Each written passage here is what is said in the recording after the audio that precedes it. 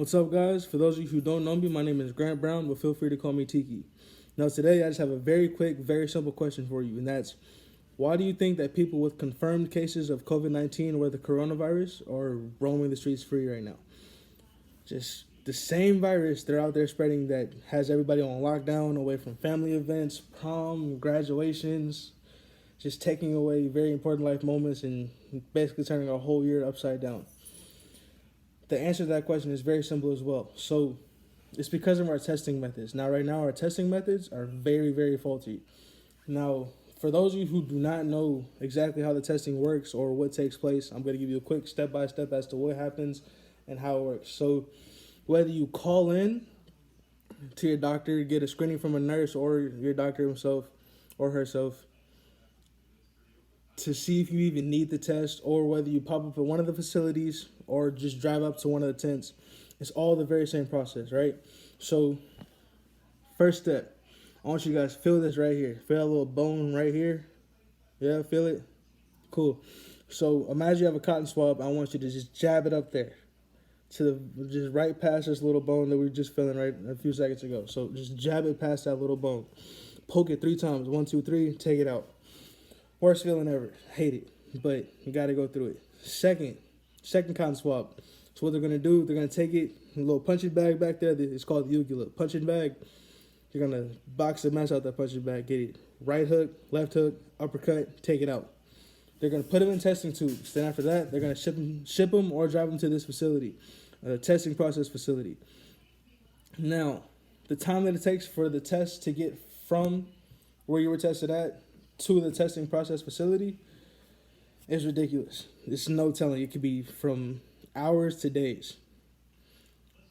Now, when it gets to the testing facility, they perform a test called RT-PCR, excuse me.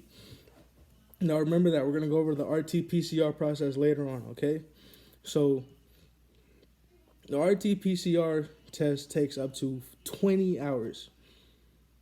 I like the dramatic pauses. So 20 hours. Remember, there's 24 hours in the day.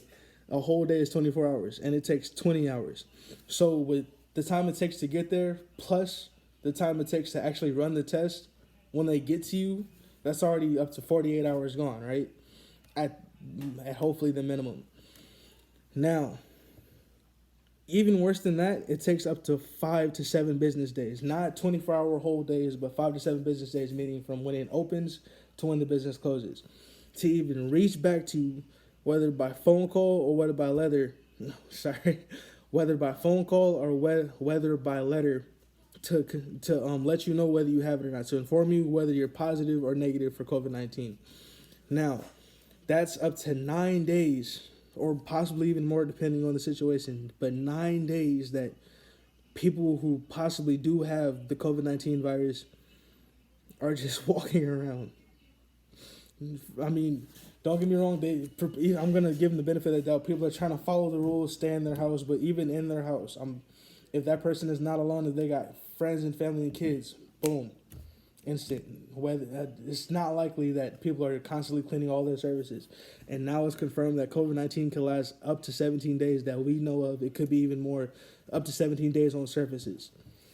No go, no bueno. And let's not even forget the fact that people who are getting the results and then not liking the results, people that are testing positive, don't know how to handle it, are either running away, trying to continue living their life and ignoring it, or the people that are trying to drag society down with them are still out there. They're avoiding it. They're trying to take everybody out with them, whether it's licking poles, drinking from unopened beverages at stores, licking toilet seats, whatever it is, you name it. Now, I'm bringing this up because all that's about to change. Thank God, but all that's about to change. So, thanks to Abbott.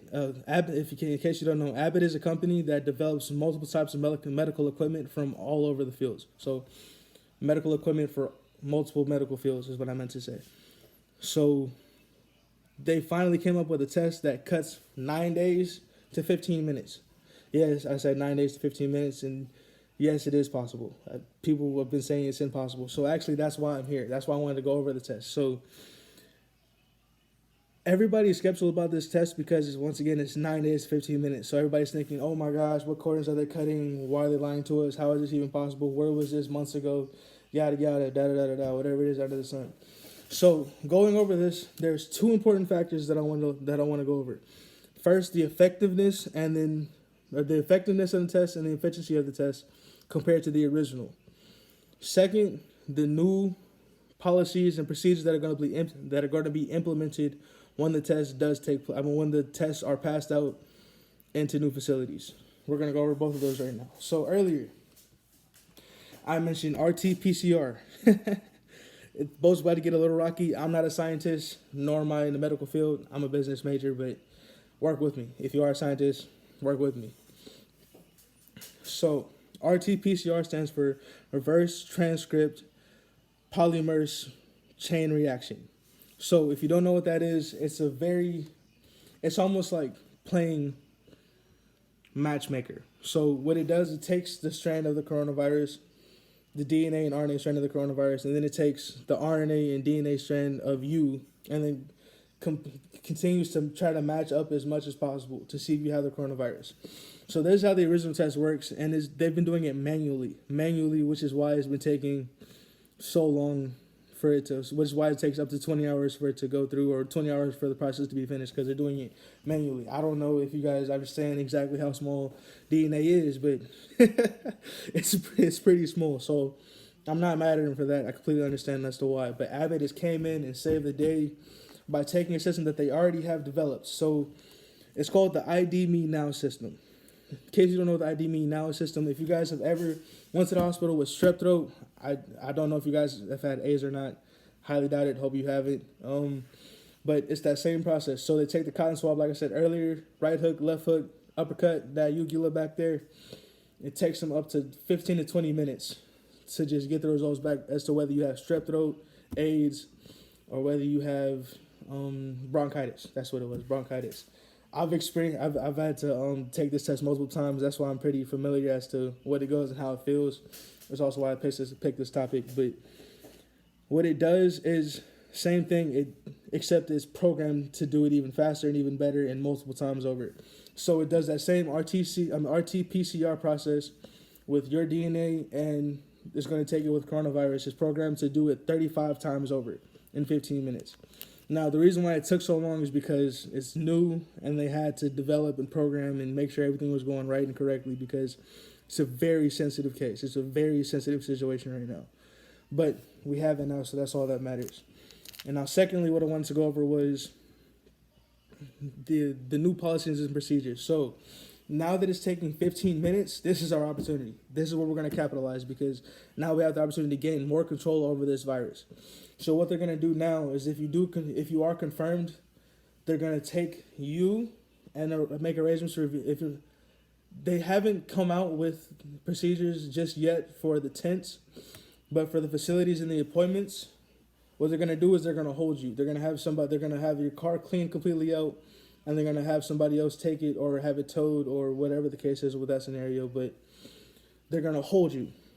As far as situations go, they're still in development, but they're going to hold you specifically and help you make arrangements as to what you can do and what you can drop, because we need this virus to stop spreading. So yes, we are going to be kept, and healthcare is not going to be an issue. And that's going to be spreading out as soon as we receive all these devices in this facility. Now, I felt the need to share this because it's very important that we know what's going on. And also with these new devices, because we can use them multiple times and they can be cleaned and wiped, whether you have symptoms or not, it's not going to matter anymore, because I don't know if you guys have heard, but people without symptoms are passing away at our age. And when I say our age, I say from 19 to 40. I'm going to say 19 to 40. That are in good condition are passing away without symptoms. And it's a little scary, but at least now we're able to get tested just to be safe. And there's not going to be a limit put on the test anymore either, because these machines can be reused multiple times. And yeah, thank you.